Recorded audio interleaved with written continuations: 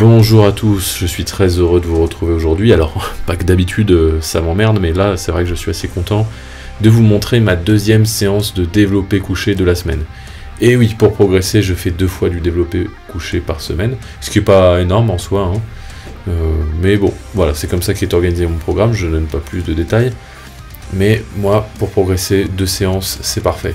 Donc il y en a une où je vais pousser un peu plus lourd, et il y en a une où je vais pousser moins lourd, mais je vais me concentrer sur d'autres choses, notamment l'explosivité. Bon, là pour le coup, il n'y a ni l'un ni l'autre, hein, il n'y a ni les poids très lourds, ni... Enfin, il y a 140 kg, hein, ce qui est déjà pas mal, hein, dites-moi en commentaire si vous poussez 140 kg, ça m'étonnerait.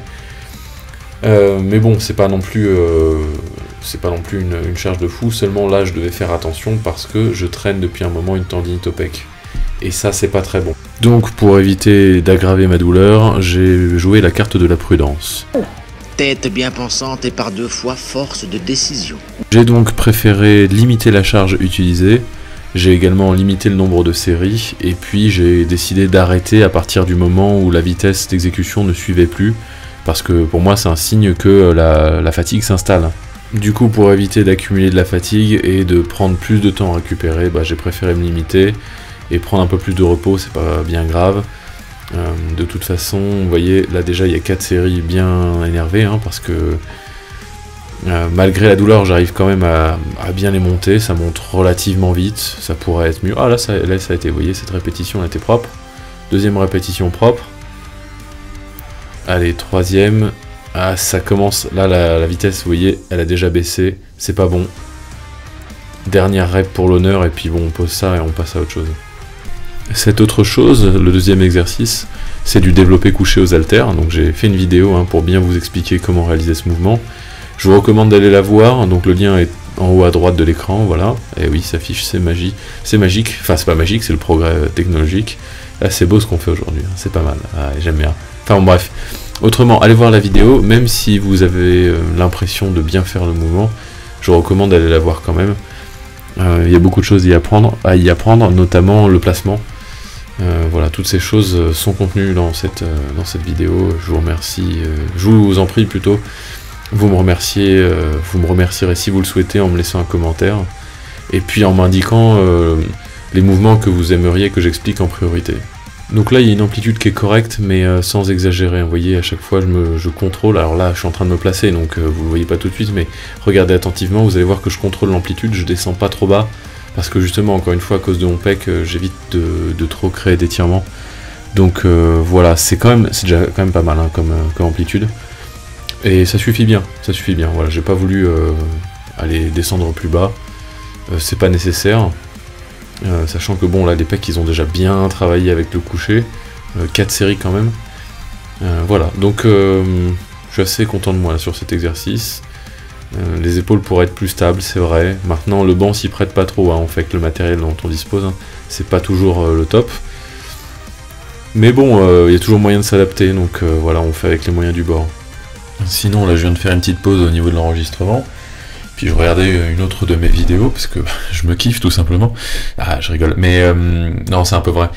Du coup, j'ai remarqué que je vous tutoyais, donc on va repasser au tutoiement, c'était bien, on va reprendre les bonnes habitudes. Et du coup, ça te paraîtra certainement évident, mais pourquoi également je fais cet exercice?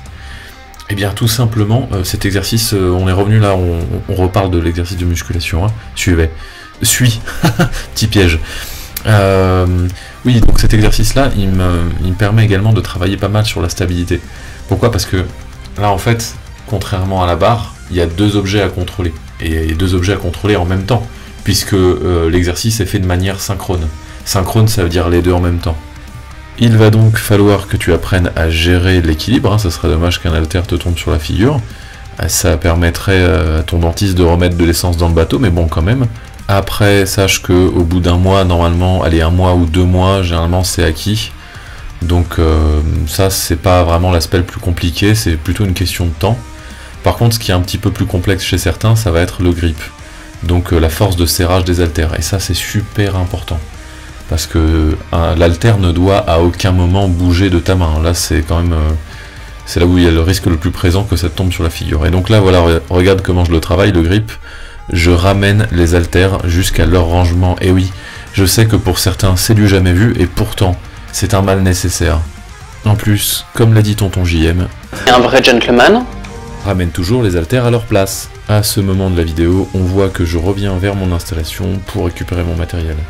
Suspense, vais-je me casser la figure dans 3, 2, 1... On ne le saura jamais. En plus, bon, très sincèrement, je préfère te parler de l'exercice suivant, qui n'est ni plus ni moins un exercice pour les épaules. Cet exercice, je te l'ai déjà présenté dans ma vidéo qui te présente ma séance épaules. Le lien de cette vidéo se trouve en haut à droite de l'écran.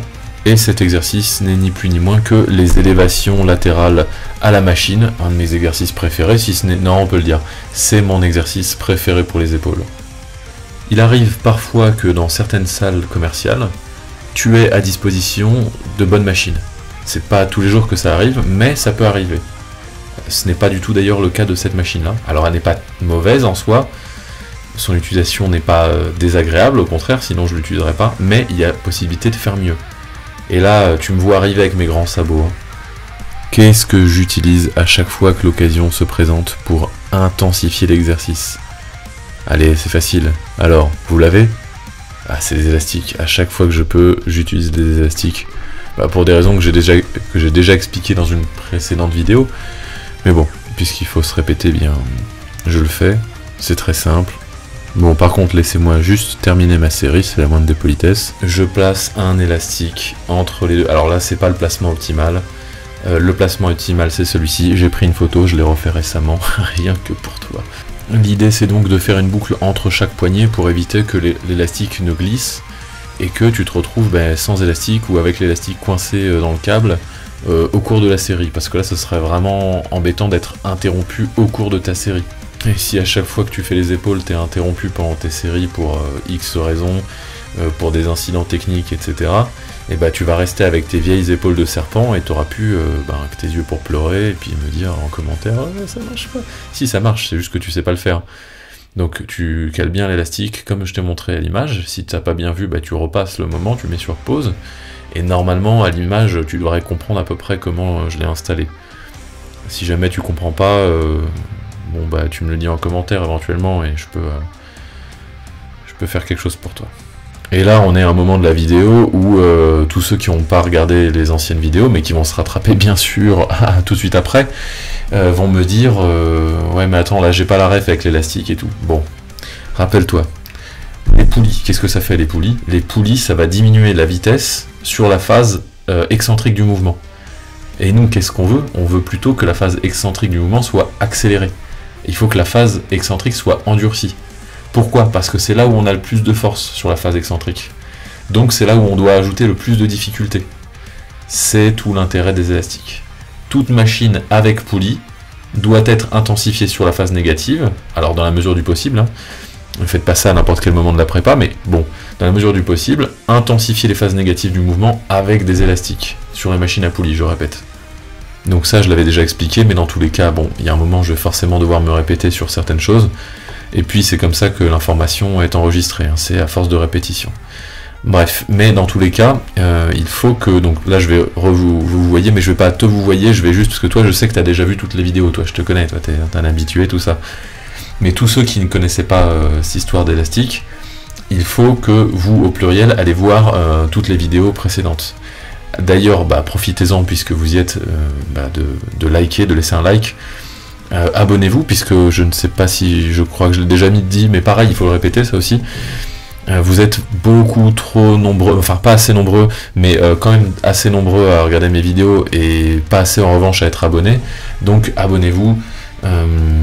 Voilà, je le répète, mais je cherche à atteindre le milliard d'abonnés. Alors c'est ambitieux, c'est sûr, mais avec votre aide, à vous au pluriel, eh bien je devrais pouvoir y arriver. Donc là maintenant, ça y est, je sais que tu t'es abonné, donc ça y est, maintenant je te tutoie, on se tutoie vu que... Enfin moi en tout cas je te tutoie, après toi tu peux continuer à me vous voyez, mais je veux dire, on se tutoie enfin je te tutoie parce que tu fais partie de mes abonnés, et parce que je sais que tu ne t'entraînes, alors peut-être que tu t'entraînes tout seul comme moi, mais tu connais des gens qui vont à la salle avec toi, tu échanges quand même, t'es pas complètement sauvage.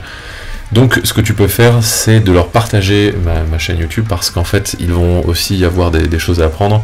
Et oui, quand on déniche comment dirais-je, quand on déniche une source importante d'informations, eh bien on fait pas son gros rat, on la partage. Et sur ce, je te dis à la prochaine, à très très vite, c'est là que la vidéo s'achève. À bientôt, ciao.